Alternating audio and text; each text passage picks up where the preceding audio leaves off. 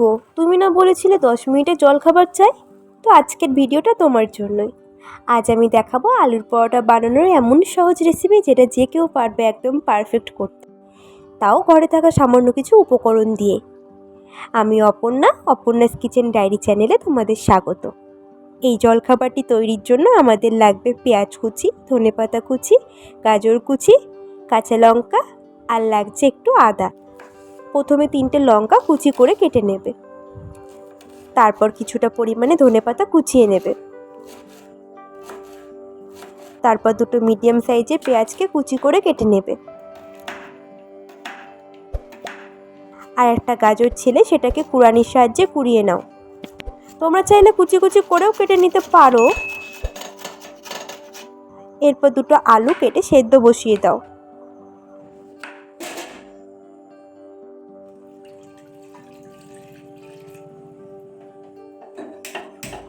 আর হ্যাঁ, মনে রাখবে আলু সেদ্ধ করার সময় তাতে একটু লবণ আর একটু হলুদ দিয়ে দেবে।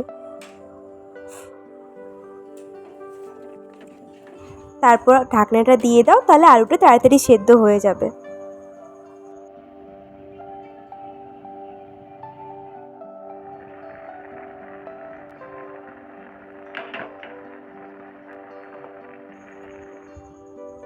আলু সেদ্ধ হয়ে গেলে ওটাকে ঠান্ডা করে খোসা ছাড়িয়ে নেবে। এবার তো আটাটা মাখতে হবে, তাই না?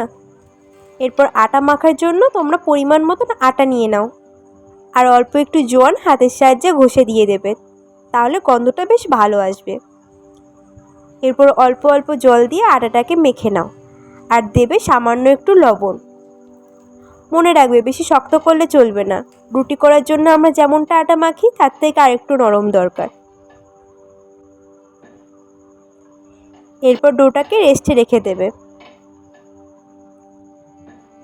আর তারপর পুর তৈরি করার জন্য কড়াইয়ের মধ্যে দিয়ে দেবে সর্ষের তেল। তেল গরম হলে তাতে দিয়ে দেবে জিরে ফোড়ন, তারপর একে একে দিয়ে দেবে পেঁয়াজ কুচি, গাজর কুচি আর কুচিয়ে রাখা আদা, লঙ্কা,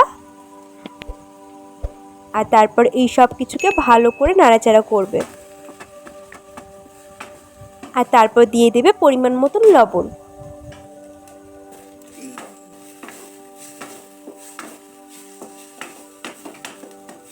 আর 1 চামচ হলুদ দিয়ে আবারও একটু নাড়াচাড়া করবে।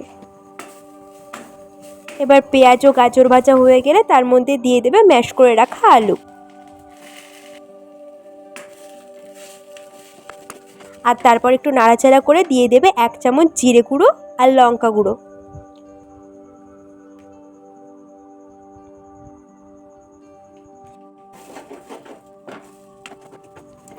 পুরটা প্রায় রেডি হয়ে গেলে শেষে দিয়ে দেবে ধনেপাতা কুচি, আর ধনেপাতা কুচি দেওয়ার পর আবারও একটু নাড়াচাড়া করে নামিয়ে নেবে।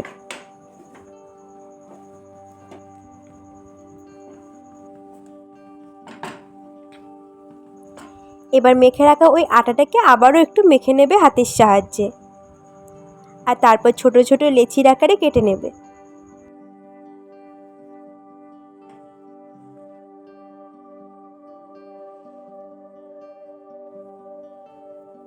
এরপর লেচিগুলোকে বেলনের সাহায্যে বেলে নেবে রুটির আকারে।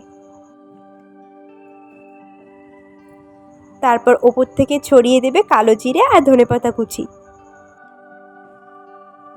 আর তারপর আবারও হালকা হাতে বেলনের সাহায্যে একটু বেলে নেবে, যাতে ওপর থেকে ছড়িয়ে দেওয়া জিনিসগুলো পড়ে না যায়।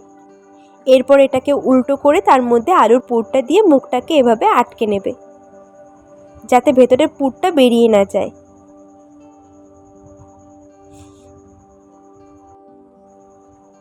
এবার এটাকে হাতের সাহায্যে হালকা হালকা করে চেপে বড় করে নেব।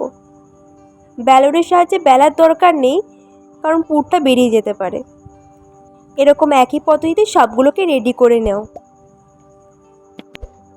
এবার ফ্রাইং প্যান গরম করে তাতে তেল না দিয়ে আগে পরোটাগুলোকে সেঁকে নেবে।